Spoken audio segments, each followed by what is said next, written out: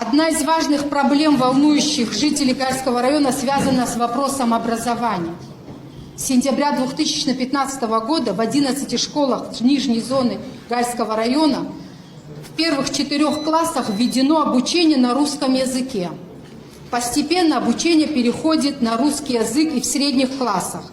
В связи с тем, что большинство учителей не владеют базовым уровнем знаний русского языка, обучение на русском языке сопряжено с серьезными проблемами. Несмотря на то, что для объяснения учебного материала используются и грузинский, и мигрельский языки, учащимся сложно овладеть учебной программой. Учителя жалуются, что снижается качество образования из-за того, что они вынуждены обучать детей на языке, которым сами плохо владеют, а многие дети не владеют вообще и вовсе.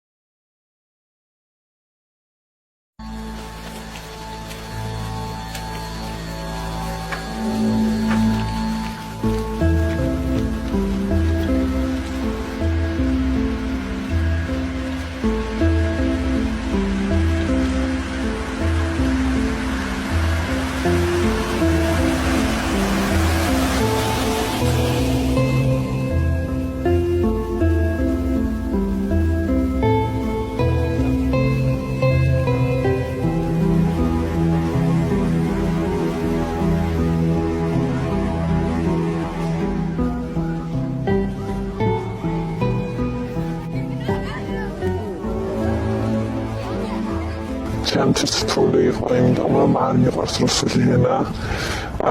არ ვსაუბრობდი რუსულად და არც ახლა ვიცი კარგად რუსული. ყოველთვის ქართული მიყვარდა, ამიტომ სწავლაც მიჭერს რუსულად. რამდენიმეჯერ კითხვა მიწევს ერთი და იგივე, ზოგჯერ დაზეპირება არც კი მესმის. ჩემსავით არის ბევრიც. ზოგიერთი გამონაკლისები არის, რომელსაც შეუძლიათ რუსულად საუბარი, ისინი უკეთ სწავლობენ კიდეც, ანუ უფრო მარტივად ჩვენთან შედარებით. სხვა გზა არ გრჩება, მაინც უნდა ვისწავლოთ, იმიტომ რომ ნიშანი არ გავგვიფუჭონ, თორე თავარი ჩვენთვის ბოლოს წლიური ნიშანია, იმიტომ რომ ანუ აქეთ ხომ უნდა გადმოვახციოთ რამენაირად და რო არ ვისწავლოთ, ჩვენთვისაც რაღაცაირად ვახერხებთ დაზეპირებას, ხან რა ვიცი გადათარგმნას, ამოწერას, გადმოწერას და ასე.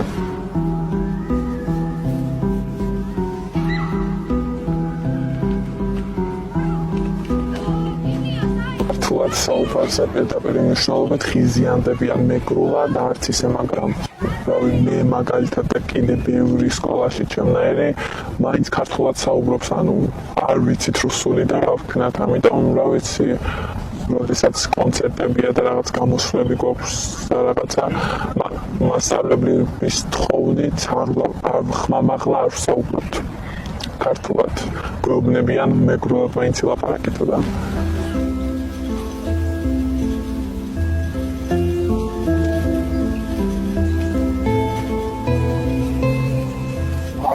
არის გონიერდანი შეიძლება აღნიშნავენ აზროვნებენ ისინი ქართულად როგორც ვერ გადმოსცემენ რუსულად იმავე და იგივე დოზით აზროვნებას, იმიტომ რომ მათ ენობრივი ბარიერი და ამიტომ იჩაგრებიან, აი შეიძლება უფრო მეტი ნიჭი აიყვას ვიდრე ის დამატებული ბავშვები და სამწუხარო რეალობა არის, იმიტომ რომ ძალიან ნიჭიერი ფორმები იჩაგრებიან მხოლოდ იმის გამო, რომ ისინი აზროვნებენ ქართულად.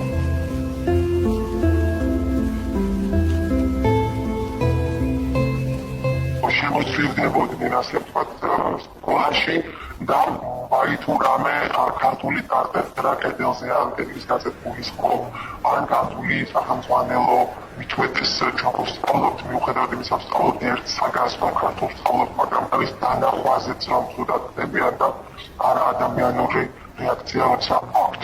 და ყველაფერი ეს თავდება შემდეგ მუხარით და თითისკნებით.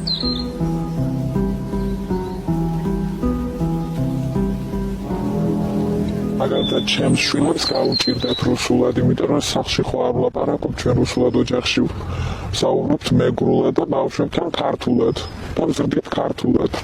მეტყველებენ ქართულად მშვენივრად და მაგრამ იქიდან გამომდინარე რომ ნიშანი არ გაუფუჭდეს ბავშვს რაღაცა იყოს ხუთოსანი და ვაით ვიშით ყვირილით ჭუბით ვაღწევთ იმას რომ 4-ზე და 5-ზე ისწავლონ.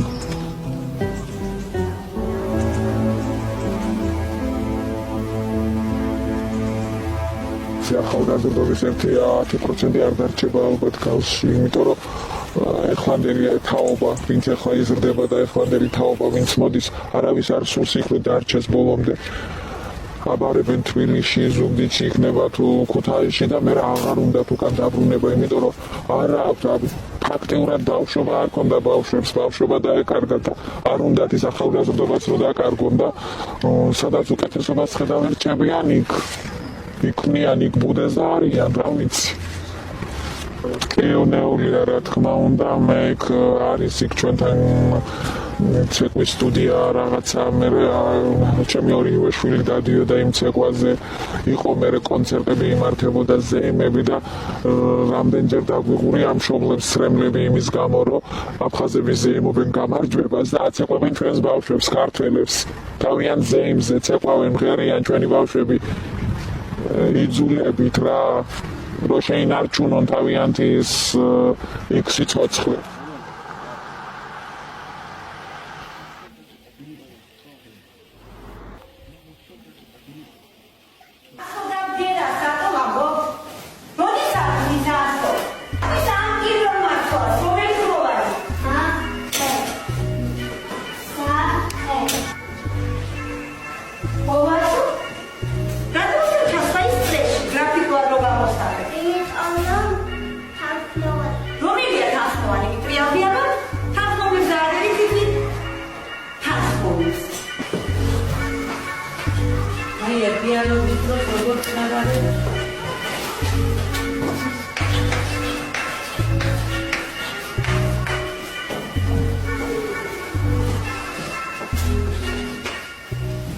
Преподавание грузинского языка и литературы не прекращено.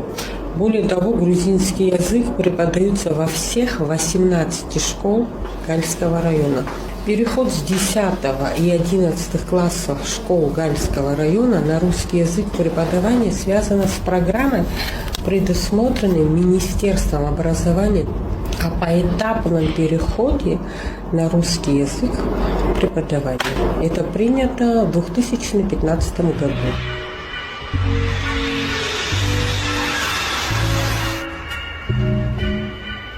У нас, значит, преподается грузинский язык с 0 по 11 класс. Значит, в 0 классе 1 час, с 1 по 5 класс по 3 часа и с 5 по 11 класс по 2 часа. Преподают, значит, 3 преподавателей грузинского языка у нас работают, так что никаких проблем с преподаванием грузинского языка и литературы в нашей школе нет. Дара Абзиана. Абсолютно Кадара Клади.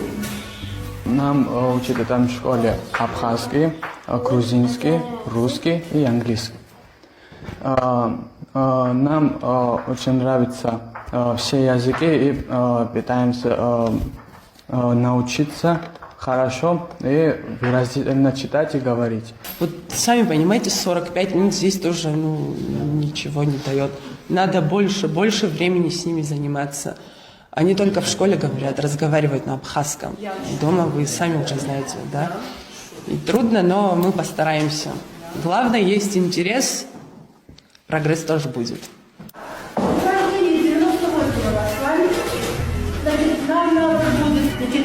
Выпишите сначала предложение художественного и печатной конструкции, показывая, что герой охватывает тем или иным чувством. У него другая книга, поэтому... С русским у нас проблема. Серьезная проблема, потому что дети дома на русском языке не разговаривают, слышат только от нас, учителей. Не все понимают. Иногда приходится переводить, иногда на грузинский, иногда на мигрейский, иногда приходится упрощать. Классные часы отвожу на то, чтобы показывать экранизацию произведений, которые мы проходим по литературе, потому что иногда без этого не обойтись.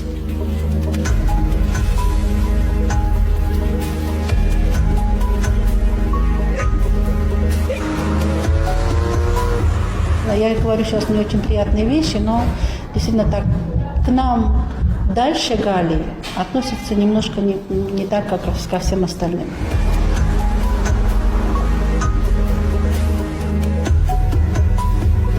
Если у нас будут документы у детишек, то они все будут поступать в наши вузы. Мы будем стараться, чтобы они поступали в Абхазский государственный университет.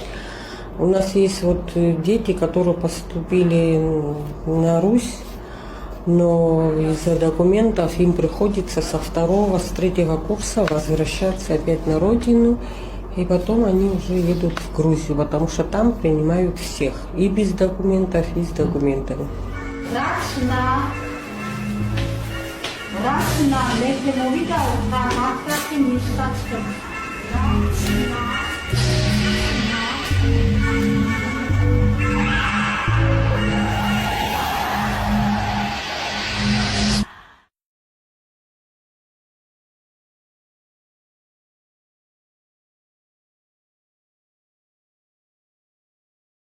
Интенсивное давление русского языка очень сильно в Абхазии. Абхазский язык реально стоит перед риск-факторами, хоть он и является государственным языком Грузии на той территории. Что касается грузинского языка, я не могу этого не отметить. 31 школа была закрыта на оккупированной территории администрации сегодняшней Абхазии. Они закрыли 31 грузинскую школу.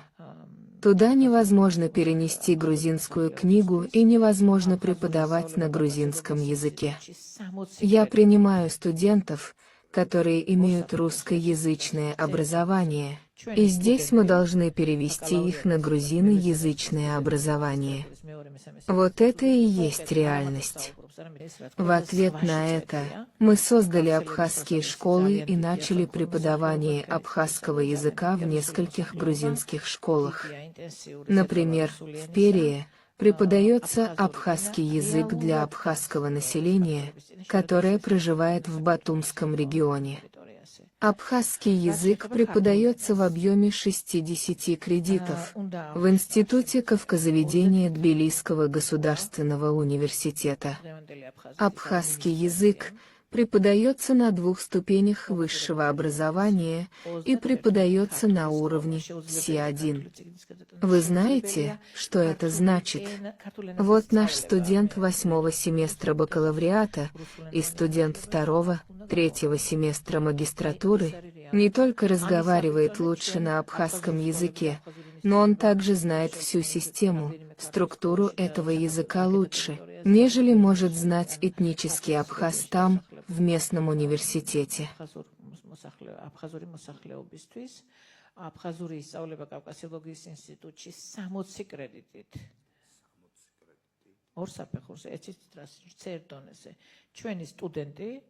ბაკალავრიატის, თქვათ, მერვე სემესტრის სტუდენტი და მაგისტრატურის მეორე მესამე სემესტრის სტუდენტი უკეთ არა მარტო საუბრობს, არამედ მთელი სისტემა სტრუქტურა იცის ამენისა, ვიდრე ეთნიკურმა აფხაზმა შეიძლება იცოდეს იმ უნივერსიტეტში, რომელსაც იქ ადგილობრივი უნივერსიტეტი ქვია.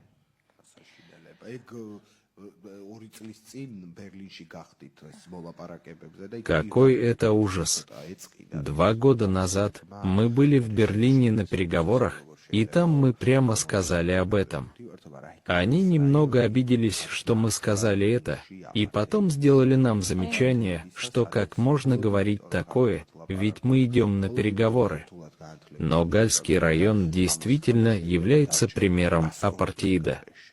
Это пример апартеида, где только за то, что ты говоришь по-грузински, только за то, что ты хочешь получить образование на грузинском языке, вот из-за этого ты можешь остаться без паспорта.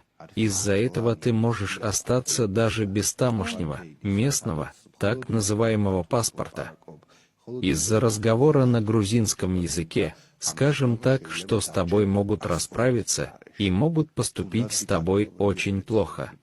То есть существует эта проблема. Да, есть не один случай этого.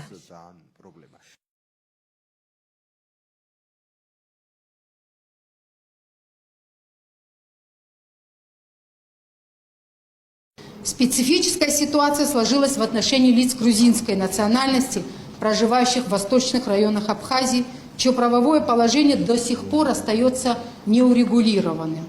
Основной проблемой населения грузинской национальности в 3 восточных районах Абхазии остается проблема получения документов, удостоверяющих личность, паспорта гражданина Республики Абхазия, вида на жительство, формы номер 9, свидетельства о рождении и другие.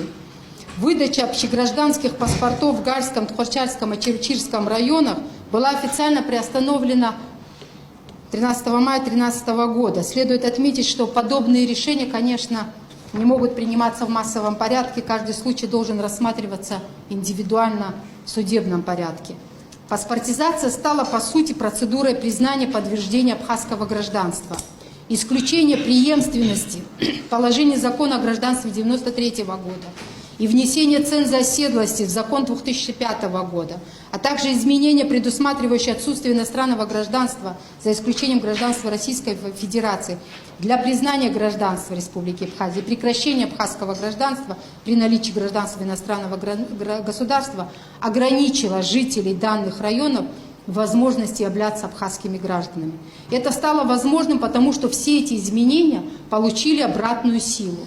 То есть считается, что они начали действовать с начала вступления в силу закона о гражданстве от 8 ноября 2005 года. Обратная сила закона – это серьезное нарушение прав человека и принципа правового государства, в частности, принципа правовой определенности, закрепленное в статье 1 Конституции Республики Абхазия. Многие возникшие с вопросом гражданства проблемы должен был регулировать закон о правовом положении иностранных граждан в Республике Абхазия. Однако, на наш взгляд, в нем не в полной мере были учтены особенности укорененного в Абхазии населения, не имеющего иного постоянного места жительства. Представляется, что положение закона должно быть доработано в части прав жителей Гальского района с учетом того факта, что основная их часть является укорененным населением, не говоря уже о коренном населении района, жителях Гальского района абхазского этнического происхождения. Кроме того, отсутствие, это, мне кажется, очень важно, отсутствие легитимного для абхазского государства механизма, позволяющего признать отказ многих жителей этих районов от грузинского гражданства, оставляет тысячи людей без права выбора. Я считаю, что мы должны подумать над тем, как создать этот легитимный механизм отказа от грузинского гражданства, отказ, который признает государство абхазское. Исходя из вышеизложенного, считаем, что необходимо вернуться к серьезному, неполитизированному обсуждению этих и других вопросов. Специфическая ситуация с правовым статусом жителей Гальского района в условиях неурегулированного конфликта с Грузией создает проблемы для населения в других сферах, имеющих отношение к обеспечению прав человека. В Гальском районе, я час требую, я за час заканчиваю. Вы следите, в течение часа заканчиваю. Я требую? Я требую? Нет, я прошу. Строгие вы. В Гальском, да. Много дел.